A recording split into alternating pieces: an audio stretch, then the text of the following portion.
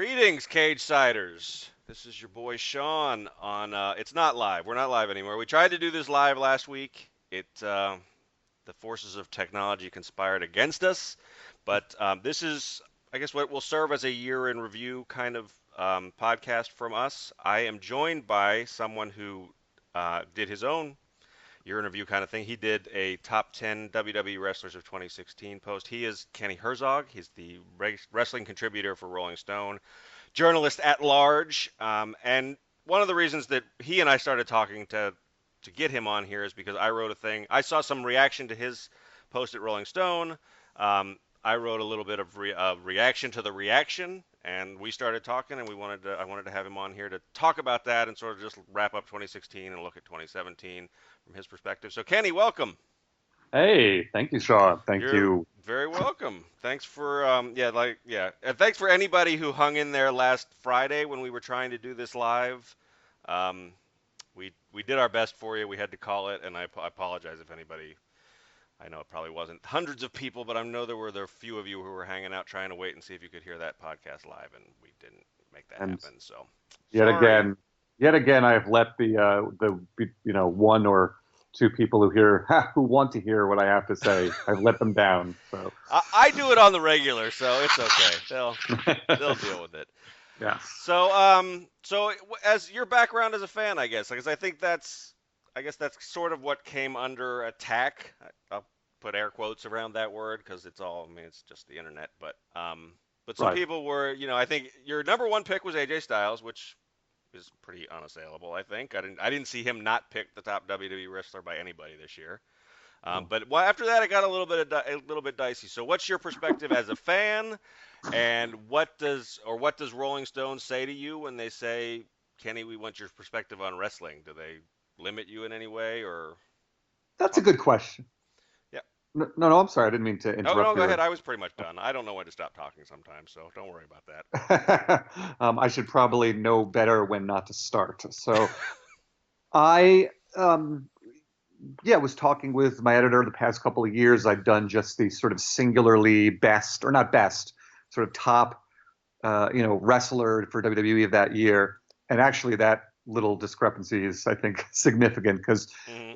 the headline for this year's is the 10 best, WWE wrestlers, which maybe suggests that I'm going to get into who I really felt are the best technical Right. performers. I don't think that's something anyone's interested in. It's an entertainment show. We know that. So I think really the way to think about it is, these are the wrestlers who I felt, and after talking with my editor too, we sort of went back and forth on it. Uh, Felt were having the best 2016 in WWE, or had the best 2016, which, as you know, sort of is an alchemy of all these different things, of what was planned for people versus Hmm. what just sort of happened versus what they demonstrated in the ring versus what how they did or didn't meet or surpass expectations, or what um, or if they were maybe experiencing a sort of renaissance or a comeback kind of year. All those things sort of went through my mind. So nothing on my list certainly should be considered unassailable. Everything is assailable, but I just wanted to point out that we decided this year to go for a list of 10 instead of really focusing on one individual or one group. Um, and it really was through the lens of looking at who had the best, biggest, and most sort of breakout years for the company. Interesting. All right. So, yeah, I mean, it is tricky without. You almost have to do a whole post kind of defining terms, and I think that's true for not just wrestling. I mean, I think that you look at things like in shoot sports, so to say, MVP voting. Different people have different criteria, so I mean, part of the fun of this is the debate of it. I think, which is, I guess, we may end up talking about the nature of internet fandom a little bit here, but of course, the first reaction to anything is negative too. So. Uh, Um, so what was the reaction like on your end? I mean, I saw a little bit of it on Twitter.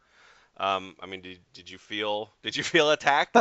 no, I mean, lists are meant to be divisive, and I sort of have my hesitations sometimes about these things. But at a year's end, it is the most appropriate it really might be the only appropriate time to do it. And I may have even alluded to that in the intro for my story. This is what year-end stuff is about for culture freaks. It's about summing up and parsing through, everything that we consumed and giving some sort of thoughtful, subjective reflection of it and letting people, have at it from there and let it be a big pile on. And that is part of the fun. And I love an engaged conversation. I love getting into the weeds about stuff. Although I did notice, again, maybe it's because people were misconstruing what my intentions were. I don't know. I did notice that the reactions were almost universally like, I'm a idiot, which is objectively true. Right. Although in this specific area, I am less stupid than in other areas. I mean, that's like I guess we do a little bit better of it. I mean, our sort of whole modus operandi is that we're a fan blog run by fans, so maybe we get a little bit of slack that maybe you don't because you're seen as coming from, Rolling Stone cultural institution.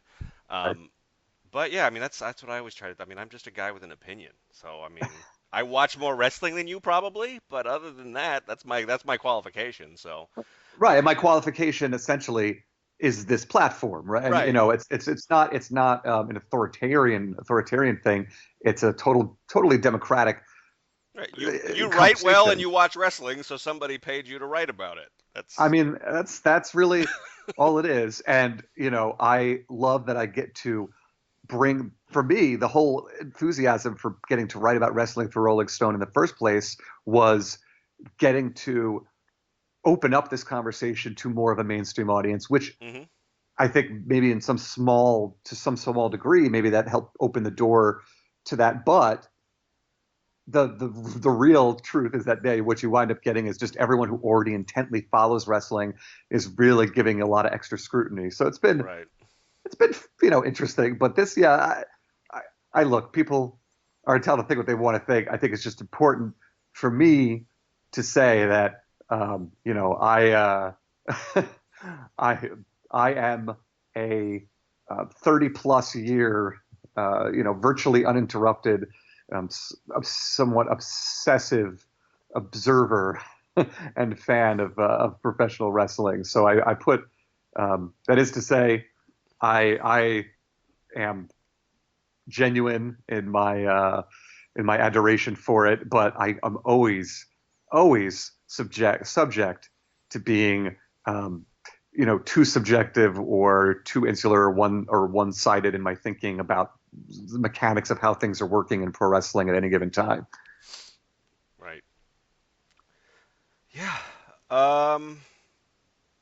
So I guess let's dive into the list. I was trying to think like how to part. I mean, because like I said, I think Styles is a kind of a unanimous winner for most people last year. He had, by any metric, whatever lens you look at it through, he had a pretty phenomenal year, pun intended. Um, were you surprised? By way of reviews, he debuted at the Rumble last year, ended the year as WWE World Champ on SmackDown. I mean, were you surprised at his reception, at his success? I think I was actually, I don't know about you, I was a little surprised at how, again, phenomenal the reception for him was, immediately. You hmm just don't know. I had, we actually had a little bit of a misconnection, him and I. We were trying to, through his people, get an interview done with him when he was still in New Japan, just about how he was really redefining himself. And this was before there was barely a whisper that he was going to come to WWE. So, but at that point, I could have never anticipated that if he had wound up in WWE several months later, like he did, that there would have been that level of awareness, which maybe is me take for granted how incredibly in the weeds the average fan now is. But I would say that, I mean, geez, it's like they almost keep coming out and saying it blatantly on the broadcast lately that his first year wasn't just phenomenal by happenstance. It basically went as according to plan, hmm as any first year for someone, especially at his age, frankly, possibly could have gone. So it was just a big success for him, for the company, for wrestling fans. It's a great story. Yeah, I think it's interesting because I struggle with. I mean, and even looking at your list and thinking about the audience that maybe you're writing for, but as you said, maybe you're writing for more of the hardcore fan base that just clicks on everything that says wrestling on it. And um, but yeah, I kind of was surprised at his reaction, but um, I don't know. I mean, I assumed that the average sports entertainment casual fan didn't know AJ Styles the way we did, having watched him through TNA for a decade and have a great run with New Japan after he parted ways with them. But maybe we're more of that WWE audience than I thought. I don't know what it means that so many people knew him. Is TNA bigger than we thought? What I mean, do you have any thoughts on that? I don't know. I think people, just can yeah, I think a lot of people have been there all along, but I also think people can cram a lot easier, and that's Hmm. not to say there's anything less genuine about it. Absolutely 'Cause right. it's not like frankly, it's not like I was watching AJ, in Ring of Honor in 2002, or so. Right. I mean, I could have given less of a shit probably what AJ Styles was doing in 2002. So I guess what that is to say is I do this. Certainly we have all these resources, Hmm.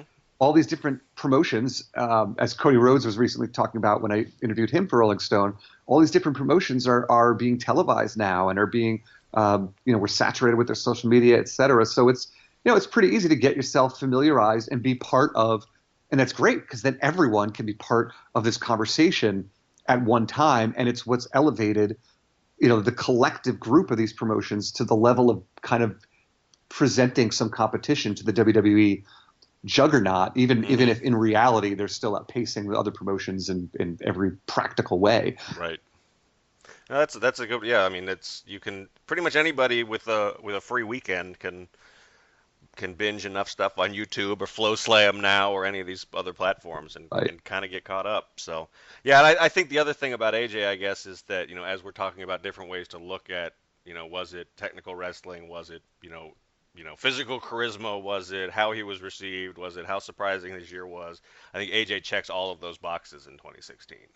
I agree, and I really give him a lot of credit because, frankly, the one thing I never felt good about, um, as far as his chances of getting over big time in the WWE, if you want to say that, what was the persona stuff, and it just, I think they might have given him a pretty long leash. Maybe he might have even been less controlled in that way than he was in TNA, and he really showed everyone something because nothing about the way he's acquitted himself since he turned heel in WWE has felt force fed to him. It feels Right. like he's finally his authentic sort of antagonist that he's his reached the full potential of his antagonist self. Right. I think probably his. I mean, you've actually. Well, I guess you did. You never did manage to hook up and talk to It's him. it's a long story. I mean, I don't know why I Gotcha. even Right. mentioned it. No, I was just I curious because I mean I think, and I've heard some interviews with him. I think his run. I mean the New Japan run. I think did wonders. I mean I think it after sort of being jerked around in TNA for lack of a better term in terms of being the top guy, not being the top guy, having those guys let him like run with it and have the success that he had. I think that informs his WWE run now in a lot of ways. So I think that's accurate. And obviously, he showed some of these, some of this persona was coming out in New Japan, but he also was very much surrounded, by the Bullet Club, and right. he's really been on his own since he broke away from the club in Yep. WWE, and has shown that he is ready to be, the face of a promotion. Absolutely. And yeah, and more power to him. Um, Yes. let's see. So number two. Well, You've got Charlotte at 2 and Sasha at 4. So let's talk about women's wrestling, I guess. Sure. I don't really have a problem with either of those. I'm a giant Sasha Banks mark, but I recognize how WWE views each of them. I guess at this point. So I think Charlotte is 1A to Sasha's 1B at least, maybe 1C to Bailey's 1B. Who knows? But for 2016, those two were definitely the story. So, um, how was women's wrestling for you in 2016? Uh, hey, look, it's we went 2015 was all about this sort of very prefab, Divas Revolution, and then it kind of started to become a little too scattered and random. 2016, it really gelled around. I think these two amazing personalities and talents that had this epic, genuinely, epic feud that was, forcefully cut short because I guess the wheels, have to keep turning. Uh, I'm not the biggest Bailey fan. I've been called out for that. Well, now we're gonna have to fight, Herzog. I'm just kidding. I'm not. Look, My I'm a regular podcast partner, Gino, who is my manager at Cage Side 2, is not recognizes some skills, but isn't a huge fan either. So it's it'll be interesting to see how her 2017 goes. she's I went to a live event recently and it was very evident. The biggest pops, if you want to say, were for her and Enzo and Cass. So it's just, and but on the one hand, I have a clear bias, against Bailey. I guess I don't get it, even just from the fact that her finisher is basically just a belly to belly suplex to the fact that I just don't go in for the dancers and the hugging and the earnestness. Yep. It's not for me, and I chose to omit her, even though objectively maybe she did have a breakout year. Whereas Enzo and Cass, I have been very vocal. If anyone's read my stuff consistently, possibly my least liked gimmick of the last year. I just and I wasn't into it in NXT. I fast forward, frankly, anytime Enzo opens his mouth. Sorry, Enzo, but and I have them on the list because I couldn't deny what I've seen and heard and witnessed, and they've made it work. Yeah, I'm not as I'm on the fence with them constantly. I'm not interested in them currently. I would say. I don't know. It worked for me more in NXT because we got to see them once a month, I guess, on an hourly basis, and that's not the nature of main roster WWE. The nature of that is if it works, you're going to get a lot of it. And to me, we quickly reached diminishing returns with Enzo and Cass. And, it's right. You're worn out the welcome. Yeah, and I mean the other thing that they originally came out on NXT as kind of a heel presence that got over, and now they're awkward faces. I mean, they're kind of dicks. They're kind of dick. And let's face it. Well, yeah, they're annoying. Enzo's a pest. You want to see? I mean, I think in a perfect world, you would want to see people beat Enzo up. I think you're astute. He has his bodyguard ostensibly, and right. I think Big Cass is going to be as big as Kevin Nash, in a few years. But for the time being, they're ride or die, on this thing, and the tag team division in general, especially on Raw, has suffered from there being very little happening in the ring, right? Between opponents and among individual teams. There's just I can't name a single match that Enzo and Cass have had where I would talk about their actual the actual wrestling. Yeah. And frankly, New Day's always been rightfully critiqued for that same. Yeah, they're definitely more personality than work rate, I guess, So it's kind of interesting now that the champs now are like a couple of guys who are mostly workers and get knocked for not being talkers. But well, first of all, when we say the champs, is one of them we're referring to Kevin Owens? Well, I was the tag champs I was going with, which is okay, Cesaro and Sheamus now, which I sort of have to think who are the tag champs now, but yeah. Oh yeah. That might be, which goes to your point about the sort of lack of focus on tag team anything especially on Raw. Yeah, it is catch as catch can, and I really have to say, if I were giving out, in prior years, I kind of did these sort of somewhat snarky, but sometimes not superlatives, along with my wrestler of the year. And if I were talking about just most botched sort of storyline of the year, I mean, the whole journey of this Cesaro Sheamus thing has been bizarre and unconvincing and ill-fated from the start, even though it's great that Cesaro finally has a meaningful belt again. And, I guess it's fine that Sheamus is kind of sort of a face again. I don't know, but yeah. Whatever. I mean, that story, to me, I've been sort of an advocate of that story because I'm always of the mind, because Cesaro is one of my favorite wrestlers, so I'll just reveal my allegiances again. But I'm always of the mind that having some kind of story for guys that I really like is better than not having a story. So even if it's one I'm not really excited about, I'm glad they're on TV and getting paid attention to by Vince, I guess. But yeah, it's been kind of it's kind of been I think it's a good flow chart for how Vince probably writes Raw, because it's like 1 week they're this and then they disappear and then they're this and now they're sort of feuding but now they're together, and yeah, there's been no cohesive, satisfying arc to their story, I don't think.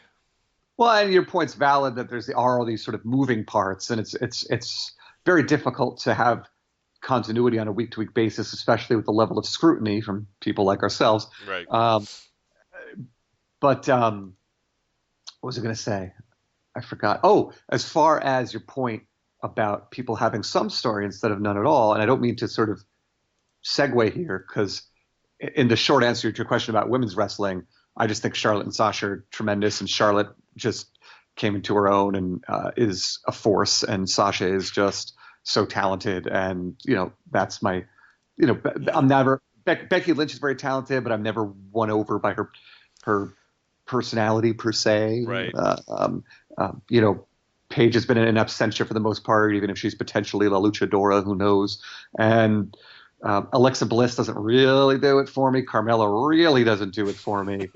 I think Natalya is the most talented, women's wrestler, but still continues to struggle to find her voice. And Nikki Bella is always underrated, but she's sort of doing exactly, what makes sense for her to be doing. Yep. So, yeah, Charlotte and Sasha were it for me. But just to go back to what I was going to say, Heath Slater is in my list because that's a guy who finally simply got a story and he got a belt, and he also showed that he could carry a promo and he could carry an extraneous or a tangential segment. He could carry a T-shirt. He could also wrestle. He could pull off a sequence of moves when he's given more than 30 seconds to get in some offense. And comeback wrestler of the year for sure. Feel good story of the year. Yes, was it all a little kind of contrived and calculated to work up toward that?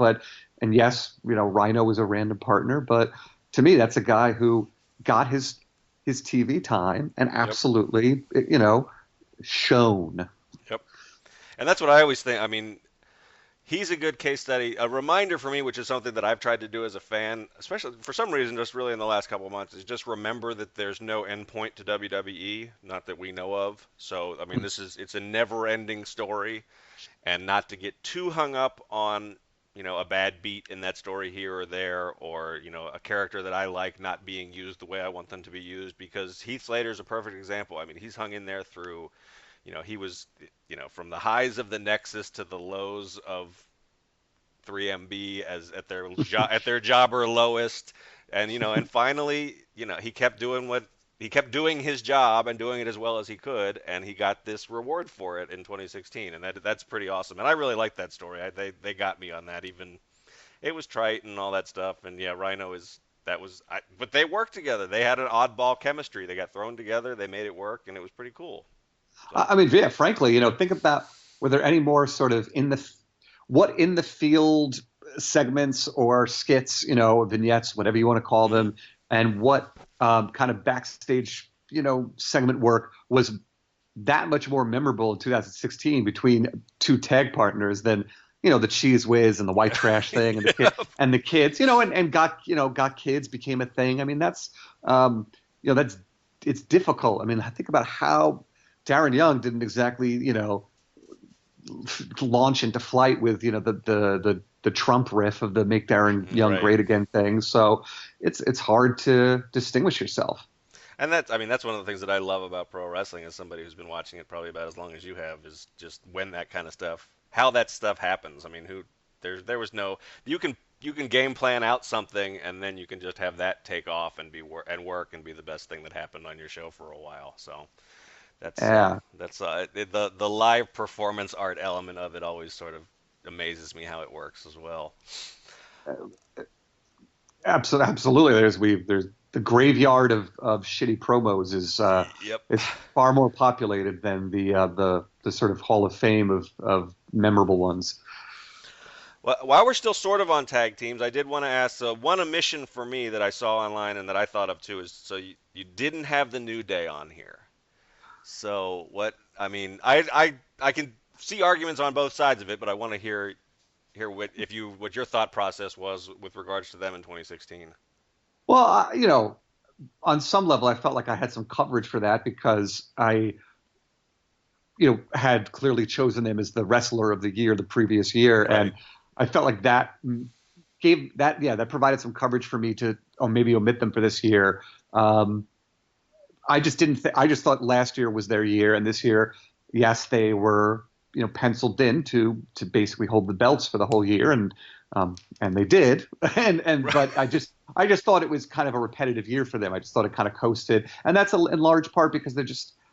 It's what has bedeviled them since this magical run of theirs has began. It's just the competition in the sense of another team that really has that chemistry between the two or three partners, and then that chemistry with the New Day on the other, opposite side of the ring has been wanting. Yep. They're and eventually at a certain point it's like, okay, we got to give the belts to somebody else. And so at least giving the belts to Cesaro and Sheamus made more sense to me, or maybe just tickled me more than the notion that the Wyatt family dropped their belts to American Alpha, who are not my cup of tea. Gotcha. Yeah, I mean, I think for me, I totally agree with you. I mean, the New Day as like a phenomenon, that was a 2015 thing. I think I'd be tempted to put them on a top 10 list, and I didn't have the chutzpah to make a top 10 list, so this is all just me, like, I'm being the Twitter guy, just throwing bombs at you, but yeah, I mean, I think that the achievement was pretty amazing, and I thought the Raw where they had to defend it twice in two triple threats was a nice moment for that. But yeah, I do agree with you. They were sort of adrift this year. They still obviously very over, selling a lot of merchandise, all that kind of stuff. And some of that, like you said, is that they didn't have a dance partner. There was no, for a team that was on top for a year and a half, they never had a great feud. And that's unfortunate. It's not a reflection on them. It's No, just right. they are, um, yeah, they're. It's like someone in their romantic life. They're really ready for love. They're really ready to offer that of themselves. They have everything going for them, but there's just not that partner that's really there to just Yep. just come along and have that synergy. And they just didn't have that synergy with any given team, and not for lack of trying. I mean, how many I can curse, No, I right? know. Yeah, yeah, yeah. I mean, how many fucking tag teams have there been? Have gone through the you know Yep. the The wheel of, yeah. yeah. So, right.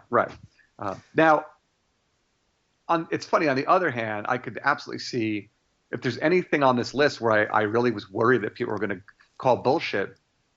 It was Kevin Owens at number 6 because he, arguably, gamely took, control of or took hold of the belt. When Finn Balor was out, and I guess they decided, they had a long view of what they were doing with Seth Rollins and Triple H, and who knows.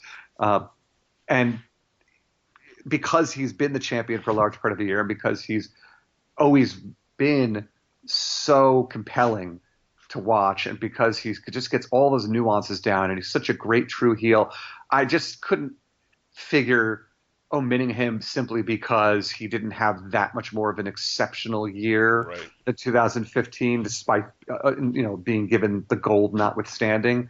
So I put him there really as just almost kind of a good faith vote for him. That I just think this was a year of sort of transformation for him to some degree, subtle transformation, and then next year, into the stratosphere.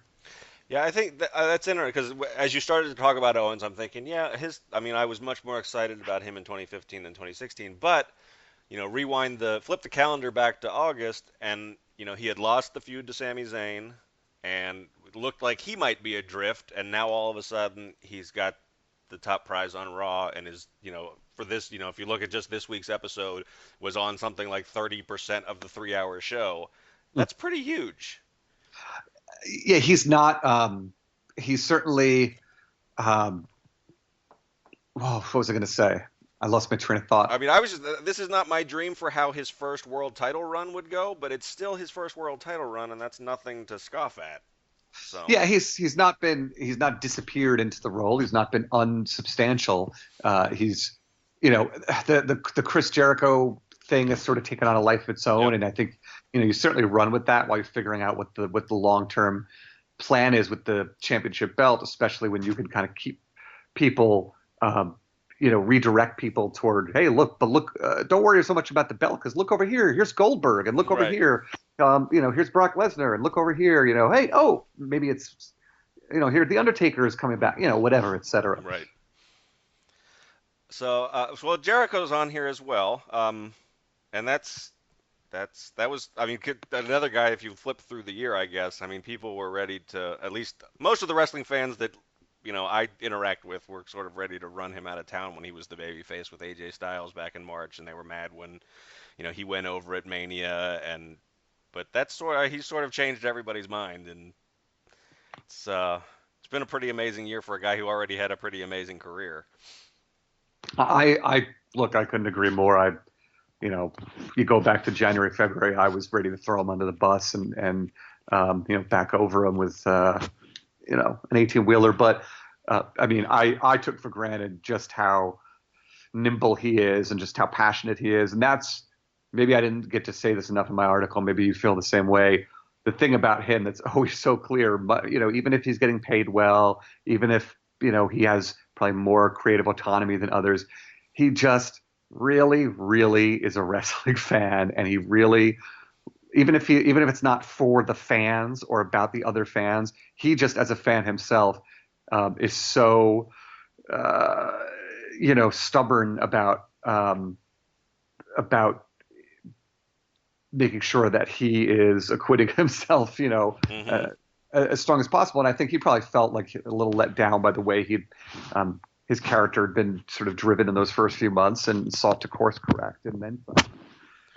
Yeah, I think he's always, the most obvious example that people bring up is that he's willing to, like, let other guys go over and beat him if it serves the story. But I think pretty much everything he does, you can look at it as, he's doing what he thinks is best for the story and for his character and the characters around him. And I think even his babyface run earlier this year, I think, maybe I'm giving him too much credit, but I sort of think I think he was planting the seeds for his turn even back then when he was being a cloying babyface. But No, you're probably right that was probably the plan all along, and it was just sort of something to be patient with. But either it was way, hard to be patient with. But right. it was hard to be patient with. So fooled me, But God, he's just been so much fun to watch wrestle, and it's just you're not going to get to see him jumping around and doing um, crazy jumps off Yeah, the cages moonsaults and off stuff. the cages and stuff. Yeah. Yeah, and lion salts and stuff. So I enjoy that while I can, and I enjoy his little. They're almost like these little nano gimmicks within gimmicks within Mm-hmm. gimmicks. He comes up with. He's the nesting doll of gimmicks. It's sort of a pleasure to watch, and he just makes everyone. He really does make everyone around him feel more important, and it's amazing. He's sort of like the biggest thing going on Raw Yep. for the last few months, which is remarkable. So, to cover a little bit of 2017 thoughts, where do you, I mean, I guess the things that I've read is that he's probably leaving after Mania for Fozzy stuff, and he's got another book coming out. Yeah, Where do you see, how do you see them writing him off? I feel like that's probably a lot of that. The ball for that falls in his court. I'm sure it's a collaboration and a conversation. I don't have any inside, perspective on it, but I could see them saying, let's see, what the natural sort of lifespan of this current thing we've got going on is until we figure out the appropriate way to break Kevin Owens off. And then at that point, how do we sort of wind me down? Right. I would be shocked if we had, a thank you Jericho moment, whether he likes it or not, at some point in March, which I really, really, really wish that, that would be something that would be a sort of fan gimmick that we retire. Yeah, that's. Yeah. But that's okay. Anyway, my point being, I don't know. I don't have any, insight into it from any educated point of view, having talked to any sources or anything. I just would suspect that post Rumble they're going to find a way to now branch Owens back off, and then where does that leave Jericho, well, we're not going to start up a whole new 6 month storyline, and so how do we wind this down? I mean, part of the reason I asked too is they've teased the breakup a couple times now, so they've actually gotten me to the point where I'm like, well, we expect the tag team feud, but what if they never give it to us? What if they Well, do something else? I mean, which would be interesting. I'm curious to see what they do. I was just wondering what your thoughts were on it. So, but I mean, I would. No, sorry, I'm go ahead. sorry. No, go ahead. No, I just would love to see, if you're gonna if you're gonna turn Jericho fan favorite yet again. I mean, the only acceptable way to do it is, um, to put him in line for one last title shot. His Christian one last match Yep. moment against KO, and let him, have a classic, a classic match, and that's it. And then you don't have to even really address it. Then he just sort of disappears again until, this time next winter. Right. Um. So let's. So the other thing, couple. I guess we're probably running down on time, but I wanted to talk about. You've got Seth Rollins on your list, and your thought process in having it. These guys are always going to be linked this way, so having him be the one member of the Shield that you singled out when Ambrose had a really good year on SmackDown. Uh, Reigns had spent more time on top, I guess, just by virtue of Rollins having been out part of the year. I mean, I'm a Reigns fan, and I've interviewed Roman a couple of times because I am sort of a cheerleader of his, and I enjoy watching him in the ring, and he's got an incredible ethic, and he's I know this Hmm. all sounds like boring stuff, but Hmm. God, he's always held up to the standard of his cousin and all that shit that just doesn't Yep. matter to me. I just watch what I see and I judge what I see. There you go. However, there are only so many spots. There's Right. and if there's one thing that was affected by the brand split, it's that there's a really the collective assembly of talent that get a lot of time is maybe even twofold over last year. Ambrose, I did struggle with that one. He was on my list initially. But Hmm. for that matter, James Ellsworth was on my list Yeah. initially because that was one That's. of the biggest stories. Yep. I just, when it comes down to it, I just think Rollins is just the better. I always have, going back to the beginning of the Shield. I always thought Rollins was the supreme talent out of those three and has Hmm. the highest ceiling and all that stuff. And Ambrose's character can get a little corny and a little tired, and Right. he does have a particular style in the ring that is his own, but doesn't always make for necessarily memorable clashes, in my Yep. view. Hmm. So I'm right there with you on that critique. Yeah. Yeah. My only. I mean, my complaint. I kind of agree. I'm amazed. Um, my I guess my whatever my predictions, my forecast, my scouting report on the Shield guys has pretty much proven to be wrong across the board. So I mean, I remain amazed that Ambrose is a babyface and such a successful one. He's good at it. I just didn't see that. I thought like a lot of people, this is your Roddy Piper, Brian Pillman heel guy. I thought Rollins would be the true blue babyface throughout. Now I kind of feel like he's struggling to find his babyface footing after having been such a good shithead heel for prior to his injury. Um, Reigns is a guy I admire all those things. The reasons that I admire Roman are all the things that you said, and I do think he's a fantastic performer. He doesn't quite click for me, but that's a subjective thing a lot of times. I just yeah, it's a tough choice. I mean, I probably would have gone like the shortcut way and put the Shield on the list, even though they're not a faction uh, anymore. But well, and that's they did sort of flirt with them, um, you know, working together enough where you yeah. could kind of just use that as your peg for that. I would say that the reason Ambrose has gotten over as a face as much as he has is because ladies love the Ambrose. True, true. I mean, not to be Yeah, crass there about are it, but probably a lot of guys that love him in that way too. I mean, he does. He's got that. He's a good-looking guy, and he's got that weird bad boy charisma thing going on. So I think it really happened very naturally with him. And Rollins, you're right. If there's a knock against Rollins this year, aside from being on the shelf somewhat and being taken out of the title run for most, if not all of the year, I think he is having trouble finding his footing as a face again. It felt very awkward and contrived to me. I loved him as a heel, aside from his cackling. right. But he's so good. He's just so Yep. forget on the mic or any of that. He is.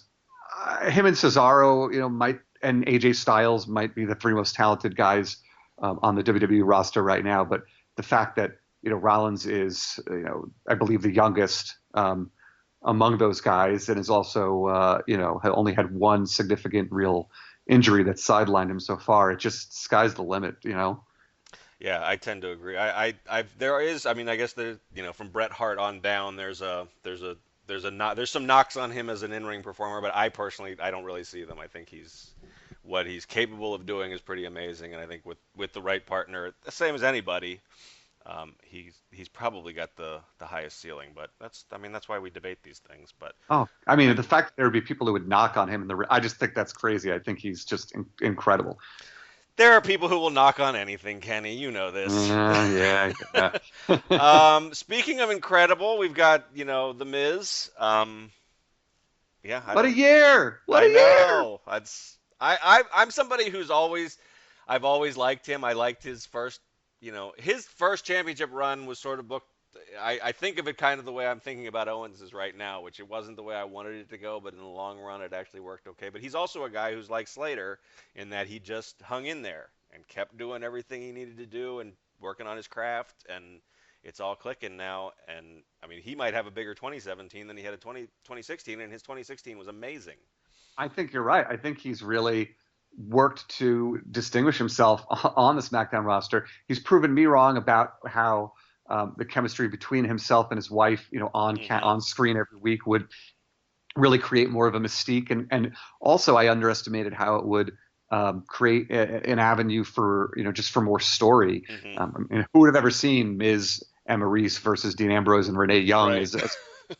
But he's always sort of very sort of subtly reinventing himself, and he's always very always surprising you, and always coming back off the mat, and he puts on great matches, and there's really no one he can't go toe to toe with, and he's just and he's probably the most charismatic guy as far as just running his mouth that there is in WWE. And I think it's amazing that he suddenly became such an anchor for the upper, mid card scene in SmackDown, and really looks poised to take advantage of a vacuum, in the upper echelons of what's happening there in 2017.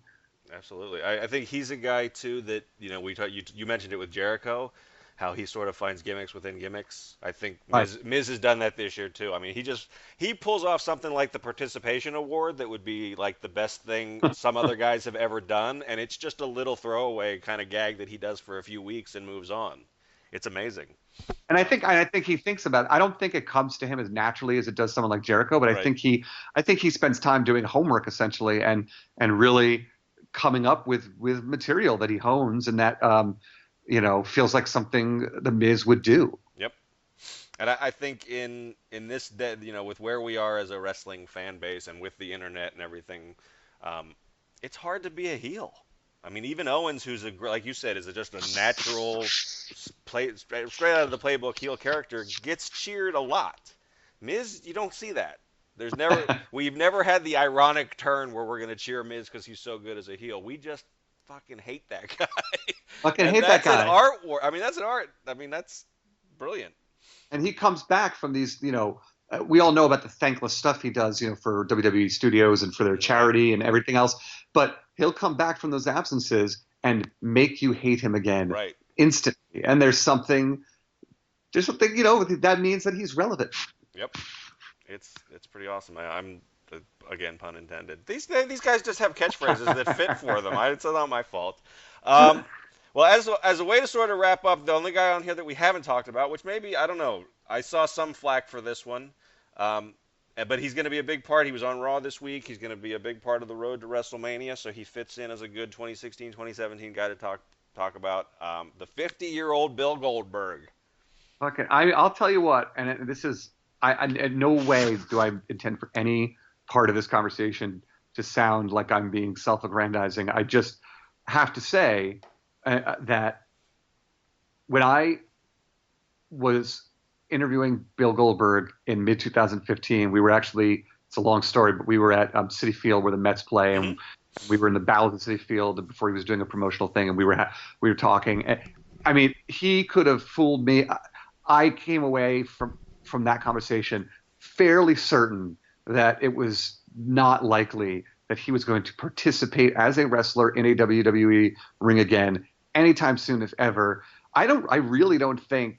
I think even at that point in mid 2015, the conversations were nascent at best. Right.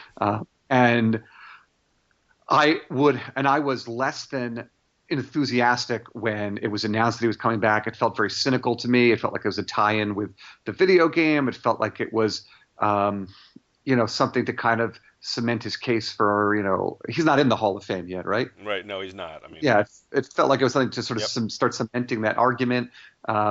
It was like it was going to be shoved down our throats. And I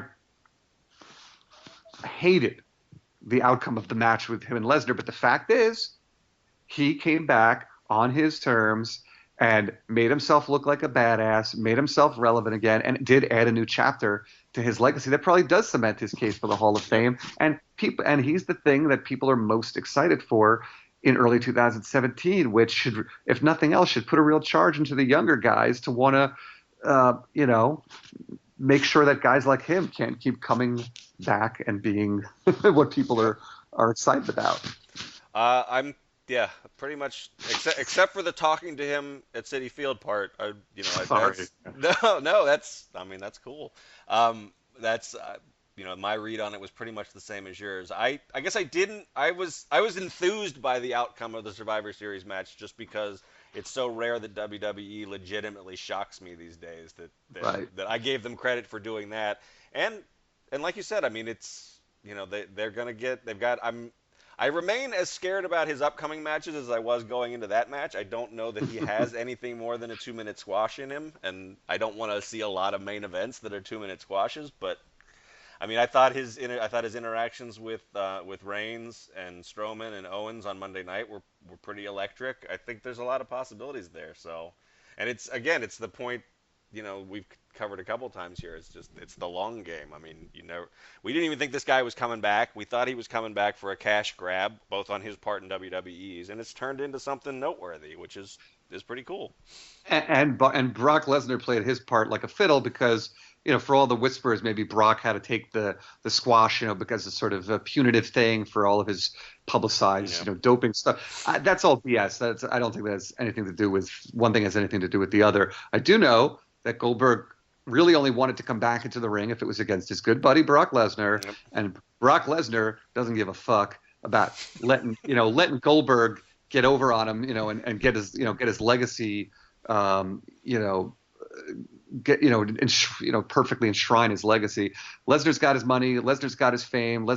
What he does in WWE is just one sort of prong of his accomplishments. Right. Goldberg, being a wrestling legend kind of is his biggest, the thing he's known for. And if getting squashed by his buddy is gonna make sure that Goldberg gets the respect that I'm sure his buddy thinks he deserves, then that's the way it goes down, and they all got paid handsomely. Everyone wins. And now I don't mean to be too insidery and cynical about it, but there's something to that too. Yeah, absolutely. I mean, I think Brock is a lot more savvy than most people think too. I think there's something to. I think Ric Flair said, which you always have to take everything Flair says with a grain of salt, of course, Right. but talked about Brock wanting to do the job for Goldberg because he saw more money in it down the line, and I think he does. I mean, he's not somebody who gets hung up on the ego of wins and losses in pro wrestling, but he is somebody who, he sees himself as an icon.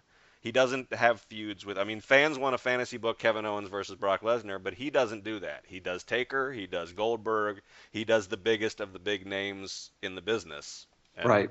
and that serves him down the line. I mean, he didn't have a great 2016. He sort of got lost for a while, and I think now all of a sudden he's got something that he's back in the conversation again after sort of being adrift as a part-timer last year.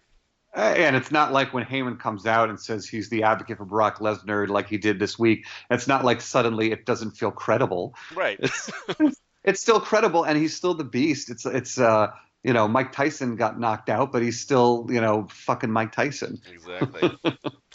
Exactly. All righty. Well, what any other what are you looking what are you excited about in 2017? Ooh, What piques I'm your interest?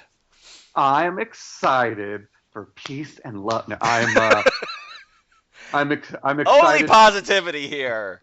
Watch. All I have to do to actually make this, a polarized podcast is just say something political here because That's fine. I I am We pretty much wear it on our sleeves. We try to not. I mean, we don't want to turn anybody off, but we're not. I Yeah.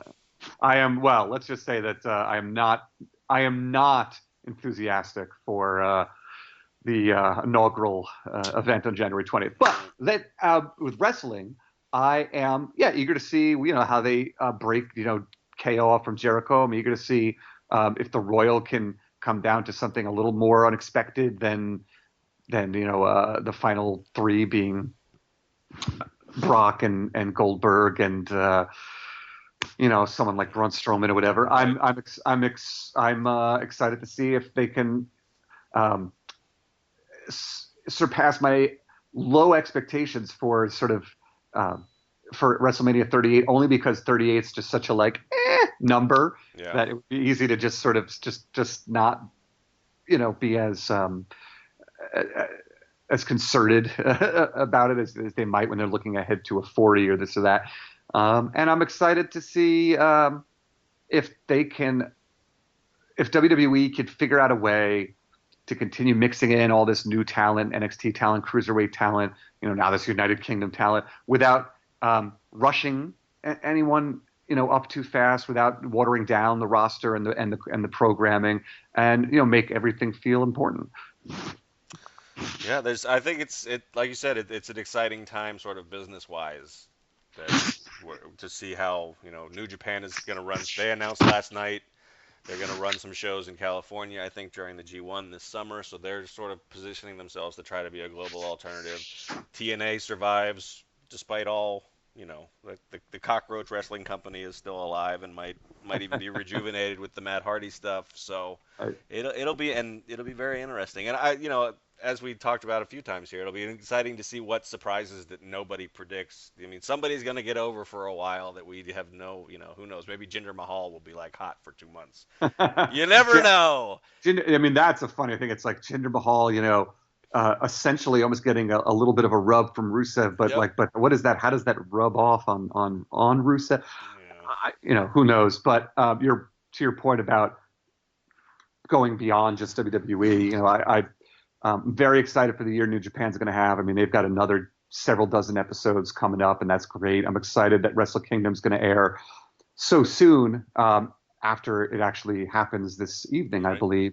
And for the record, I have a great feature coming up on Jim Ross. Him and I Cool. spoke for a while last week, and it'll be a really nice in-depth feature on him tied to the fact that Access is broadcasting New Wrestle Kingdom. Um, you know, it'll be interesting to see how Ring of Honor continues to try and take next steps, and Right. it'll be interesting to see if promotions like Evolve can live up to their name and get maybe even more of a widely broadcast platform, on mass media and start to develop the kind of talent that is sought after. So uh, it's a fun time to be a wrestling fan, and I love that everyone has enough of an opinion where I could be summarily dismissed as not having a valid one. So Hey, that's the right perspective to have, my friend. All right, he is Kenny Herzog. You can read his wrestling musings at Rolling Stone. He is on Twitter at Kenny Herzog, all one word, right? No spaces, no underscores, right? Just that's KennyHerzog. You can find me as always at CagesideSeats.com, at S1Rude on the Twitter machine. And we thank you for listening. Kenny, thanks. We should do this again. We should check in every once in a while and see what you're thinking. I would love to. That would be fabulous. Thank you, Sean. Cool deal. All right. Thanks, everybody. Bye. But